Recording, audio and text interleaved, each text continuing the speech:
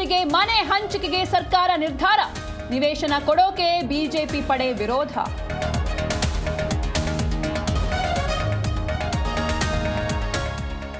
ಮತ್ತೆ ಮುನ್ನೆಲೆಗೆ ಸಿಎಂ ಕುರ್ಚಿ ಫೈಟ್. ರಾಜಕೀಯದಲ್ಲಿ ಮತ್ತೆ ಮೀಟಿಂಗ್ ಗದ್ದಲ. ಮೈಸೂರಲ್ಲಿ ಸಿಎಂ ಜೊತೆ ವೇಣುಗೋಪಾಲ್ ಚರ್ಚೆ.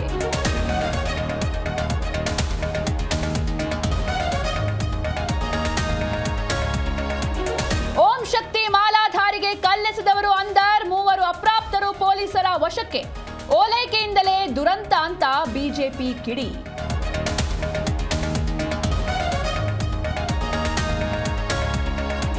ಬೆಂಗಳೂರಲ್ಲಿ ನಿಲ್ಲದ ಕನ್ನಡಿಗರ ಮೇಲೆ ದೌರ್ಜನ್ಯ.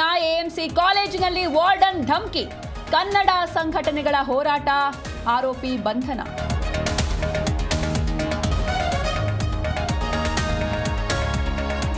ಆಂಧ್ರದ ಕೋನಸೀಮದಲ್ಲಿ ONGC ಬಾವಿ ಸ್ಫೋಟ. 3 ಹಳ್ಳಿಗಳ ಜನರ ಸ್ಥಳಾಂತರ.